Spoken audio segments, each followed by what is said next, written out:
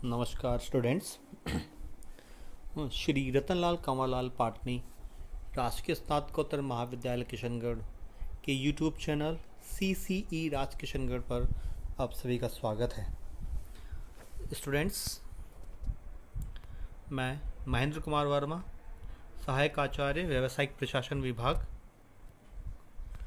Students, आज हम BCom part 3 के paper first principle of marketing के अंतर्गत उत्पाद अवधारणा एवं उत्पाद जीवन चक्र पर डिस्कस करेंगे। हमारे पिछले वीडियो में हमने उत्पाद अवधारणा पर बात की थी। इस वीडियो में हम उत्पाद जीवन चक्र प्रोडक्ट लाइफ साइकिल पर बात करेंगे। स्टूडेंट, उत्पाद जीवन चक्र प्रोडक्ट लाइफ साइकिल। स्टूडेंट, जैसा कि आप जानते हैं, दुनिया का शाश्वत सत्य है कि जो जन्म लेता है वह मरता है। मानव, वनस्पति, पशु पक्षी आदि सभी जन्म लेते हैं और सामान्यतः विभिन्न अवस्थाओं को पार करते हुए मृत्यु को प्राप्त होते हैं। उसी तरह जो उत्पाद है उसका भी एक जीवन होता है। बेजान उत्पाद की भी यही कहानी है। उत्पाद भी जन्म लेता है और विभिन्न अवस्थाओं को पार करता हुआ समाप्त हो जाता है।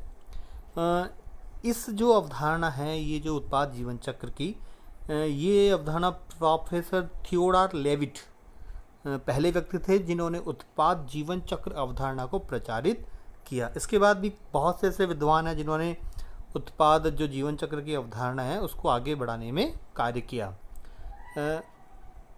अगर आप इस वीडियो में देखें या इस स्लाइड में देखें तो उसमें आप देखेंगे कि उत्पाद जीवन चक्र एक विशिष्ट अवधारणा है जो किसी उत्पाद के जीवन की विभिन्न अवस्थाओं को प्रकट करती है।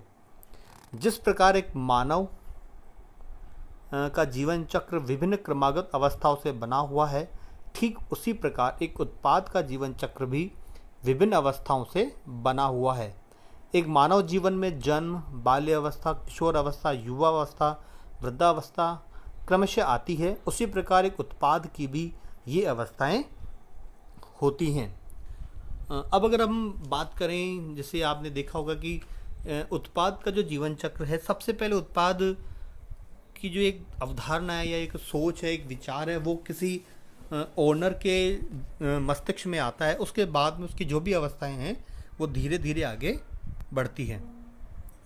अब अगर हम बात करें उत्पाद जीवन चक्र का आशय, तो उसमें जो कुछ विद्वानों ने परिभाषाएं दी हैं, उन परिभाषाओं में प्रोफेसर कॉटलर के अनुसार जो उन्होंने बोला है, उन्होंने बहुत ही आसान और कम शब्दों में बताया है। उत्पाद जीवन चक्र किसी उत्पाद के विक्रय इतिहास की विभिन्न अवस्थाओं को पहचानने का प्रयास है। यानी कि एक उत्पाद का जो विक्रय इतिहास है, यानी कि उसका जन्म कब हुआ, उसके बाद में उसकी क्या प्रक्रियाएं हुई और अंत में उसका जो विक्रय हुआ, और विक्रय से जो उसके जो फर्म के मालिक हैं या जो जिसने उसका उत्पाद का जो विकास किया है, उनको क्या फ़ायदा या क्या लाभ हुआ, इन सभी अवस्थाओं को पहचानने का प्रयास है। दूसरी जो परिभाषा है वो है कॉटलर तथा आर्मस्ट्रॉन्ग के अनुसार। उन्होंने भी काफ़ी संक्षिप्त परिभाषा दी है। उत्पाद जीवन चक्र किसी उत्पाद के जीवन के दौरान उसके विक्रय एवं लाभों का प्रगति पथ है। यानी कि आप इसमें बात करें कि जो उत्पाद जो जीवन चक्र है किसी उत्पाद का, वो जीवन के दौरान, मतलब उस उत्पाद का जो उसका लाइफ टाइम है उसके दौरान उसके विक्रय एवं लाभों का प्रगति पथ, यानी कि उसने कितनी प्रगति की है और उस प्रगति से उसका जो निर्माण करता है उसको क्या लाभ हुआ है, वो उसके जीवन चक्र का जो उसका समय है वो डिसाइड करता है।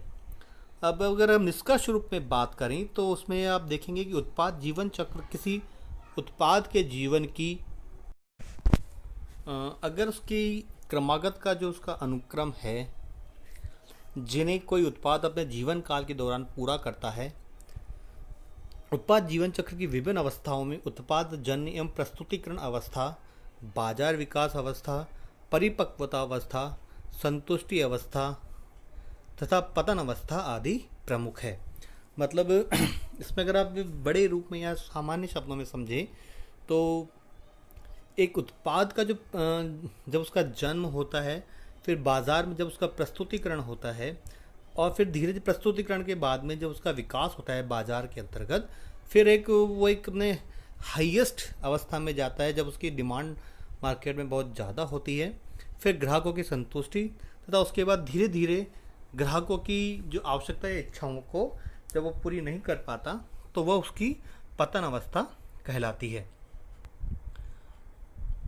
स्टूडेंट, अब हम बात करें उत्पाद का जो जीवन चक्र है की जो अवधारणा है, उस अवधारणा का महत्व या लाभ क्या क्या होते हैं।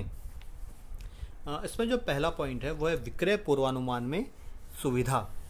विपणनकर्ता उत्पाद जीवन चक्र के ज्ञान से ये अनुमान आसानी से लगा सकता है कि कब किस उत्पाद का कितना विक्रय होने की संभावना है।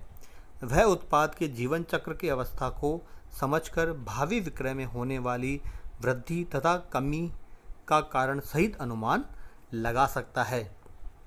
विक्रय पूर्वानुमान, जैसे आप इसको समझें कि उत्पाद का जो जीवन चक्र है, इससे भविष्य में आप कितना विक्रय करेंगे उसका आप पहले से ही अनुमान आसानी से लगा सकते हैं एक उत्पाद के जीवन चक्र के आधार पर।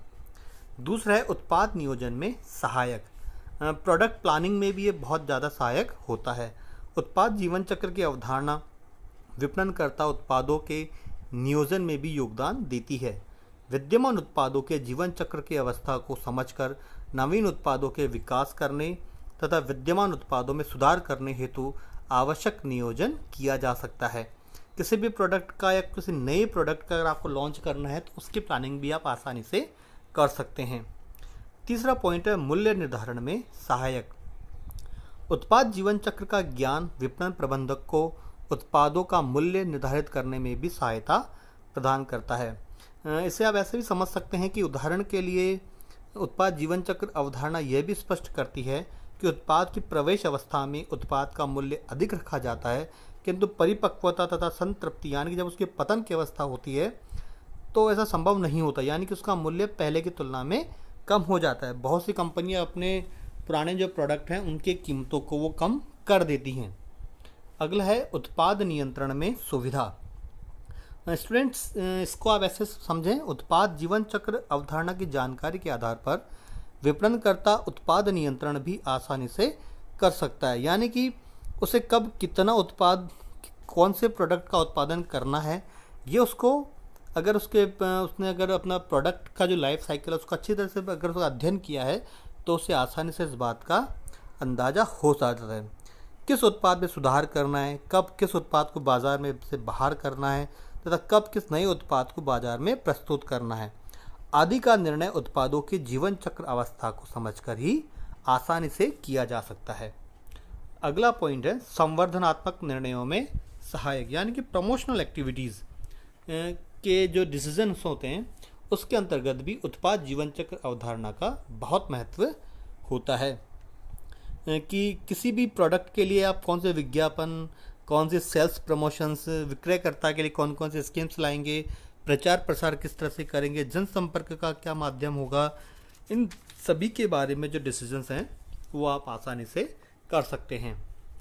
छठा पॉइंट है जीवन चक्र की लाभकारी अवस्था को बढ़ाने के लिए विपणनकर्ता उत्पाद जीवन चक्र अवस्थाओं को समझकर उसके लाभकारी अवस्था की अवधि को बढ़ाने हेतु यथा समय आवश्यक कदम उठा सकता है। अगला पॉइंट है उत्पाद निवेश निर्णय में सहायक। उत्पाद जीवन चक्र अवधारणा के ज्ञान के आधार पर उत्पादों की सफलता के समय का अनुमान लगाया जा सकता है। इसी आधार पर विपणनकर्ता किसी उत्पाद के निर्माण तथा बाजार में प्रस्तुत करने हेतु निवेश करने की योजना भी बना सकता है, यानी कि जब कोई नया प्रोडक्ट उसको लॉन्च करना है या किसी प्रोडक्ट को मार्केट से हटाना है या किसी प्रोडक्ट में कितना निवेश करना है, इसका डिसीजन भी उसको आसानी से हो सकता है या वो ले सकता है। लास्ट या जो आठवां जो पॉइंट है बाजार से बाहर होने का निर्णय करने के लिए उत्पाद जीवन चक्र की अवस्था को समझकर ही विपणनकर्ता यह निर्णय भी कर सकता है कब किस उत्पाद को बाजार से हटा देना उपयुक्त होगा और उसके स्थान पर वो नया प्रोडक्ट मार्केट में लॉन्च कर सकता है। स्टूडेंट्स, अगला जो टॉपिक है वो है उत्पाद जीवन चक्र को प्रभावित करने वाले घटक यानी कि एक प्रोडक्ट का जो लाइफ साइकिल है उसको कौन कौन से घटक प्रभावित करते हैं। सबसे पहला जो पॉइंट है वह है तकनीकी विकास की गति। स्टूडेंट, तकनीकी विकास की जो गति है उत्पादों के जीवन चक्र को बहुत ज़्यादा प्रभावित करती है। नवीन तकनीक के विकास से विद्यमान उत्पादों में परिवर्तन किया जा सकता है तथा नवीन उत्पादों का निर्माण भी आसानी से किया जा सकता है। इन दोनों ही स्थितियों में विद्यमान उत्पादों का जीवन चक्र छोटा हो जाता है और तकनीक यानी टेक्नोलॉजी की जो गति है जितनी अधिक होगी उतनी ही नए नए परिवर्तन होंगे और नए नए उत्पादों का निर्माण भी आसानी से हो सकता है। इसलिए हम कह सकते हैं कि जो तकनीक का जो विकास है या उसकी जो गति है वो उत्पाद जीवन चक्र को प्रभावित करती है। दूसरा, स्थानापन्न उत्पादों का विकास यानी कि डेवलपमेंट ऑफ सब्स्टिट्यूट प्रोडक्ट, यानी कि आपका जो प्रोडक्ट है जब किसी का स्थानापन्न उत्पाद उपलब्ध नहीं होता यानी कि सब्स्टिट्यूट प्रोडक्ट उपलब्ध नहीं होता तब तक विद्यमान उत्पाद बिकता रहता है। जबकि स्थानापन्न उत्पाद का विकास हो जाता है तो विद्यमान उत्पाद का जीवन चक्र प्रभावित होना प्रारंभ हो जाता है। इसको आप ऐसे भी समझ सकते हैं कि जब तक एक पर्टिकुलर कोई प्रोडक्ट है उसका कोई सब्स्टिट्यूट नहीं है तब तक वो प्रोडक्ट लंबे समय तक चल सकता है, लेकिन जैसे सब्स्टिट्यूट आएगा तो वो उस उत्पाद के जीवन चक्र को प्रभावित करेगा। थर्ड पॉइंट है बाजार स्वीकरण की गति। स्वीकरण मतलब एक्सेप्टेंस, कि आपको मार्केट में आपके प्रोडक्ट की क्या एक्सेप्टेंस है। जितनी जल्दी एक्सेप्टेंस होगी आपका और जितनी लंबे समय तक एक्सेप्टेंस होगी आपका प्रोडक्ट मार्केट में चलेगा, लेकिन जैसे ही एक्सेप्टेंस कम होगी या एक्सेप्टेंस की गति धीमी होगी तो आपको बाजार का जो आपका जो प्रोडक्ट है उसको वहाँ से हटाना पड़ेगा। फिर है प्रतिस्पर्धा की स्थिति, कंपटीशन। बाजार में विद्यमान प्रतिस्पर्धा की स्थिति भी उत्पाद जीवन चक्र को प्रभावित करती है। यदि बाजार में नए उत्पादों को बिना किसी विशेष प्रतिस्पर्धा के प्रस्तुत किया जा सकता है तो विद्यमान उत्पादों का जीवन चक्र छोटा ही रहेगा, किंतु यदि बाजार में कड़ी प्रतिस्पर्धा है तो कोई भी नया एवं स्थानापन्न उत्पाद आसानी से बाजार में प्रवेश नहीं कर सकेगा। इसलिए हम कह सकते हैं कि विद्यमान उत्पाद का जीवन चक्र अधिक लंबा हो जाएगा अगर उसमें स्थिति प्रतिस्पर्धा की स्थिति कम या ज़्यादा होगी। अगला है संस्था की जोखिम वहन करने की क्षमता। संस्था की जोखिम उठाने की क्षमता उस संस्था के उत्पादों के जीवन चक्र को प्रभावित करती है। जिस संस्था की जोखिम उठाने की क्षमता अधिक होती है वह विज्ञापन, प्रचार प्रसार, उत्पाद नवीनीकरण आदि पर भारी व्यय कर सकती है तथा बाजार की चुनौतियों का सफलतापूर्वक सामना कर सकती है। इस कारण संस्था की जो उत्पादों का जीवन चक्र है वो लंबा किया जा सकता है, लेकिन अगर जोखिम उठाने की क्षमता अगर किसी संस्था की कम है तो उसका जीवन चक्र भी छोटा होगा। अगला है संस्था की आर्थिक एवं प्रबंधकीय क्षमता। स्टूडेंट्स, किसी भी संस्था की आर्थिक यानी फाइनेंशियल एंड मैनेजियल जो कैपेसिटी है वो भी एक उत्पाद का जो जीवन चक्र है उसको प्रभावित करती है। अगला पॉइंट है संस्था की ख्याति तथा छवि यानी कि goodwill and image of the organisation. उत्पाद निर्माण एवं विपणन करने वाली संस्था की ख्याति एवं छवि भी उत्पाद जीवन चक्र को प्रभावित करती है। अच्छी ख्याति एवं छवि वाली संस्थाओं के उत्पादों का जीवन चक्र प्राय लंबा होता है और जिन संस्थाओं की छवि अच्छी नहीं होती है उनके प्रोडक्ट की जो कार्य उनका जो जीवन चक्र है या उनका जो टाइम सर्कल है वो बहुत ही कम होता है। अगला है वैधानिक संरक्षण, लीगल प्रोटेक्शन। जब उत्पादों को पूर्ण वैधानिक संरक्षण यानी कि पेटेंट, ट्रेडमार्क, कॉपीराइट एक्ट के अधीन कुछ प्रावधान वैधानिक संरक्षण प्राप्त हो जाता है तो उनका जो जीवन काल है या उनका जो जीवन चक्र है वो सामान्य उत्पादों की तुलना में लंबा होता है।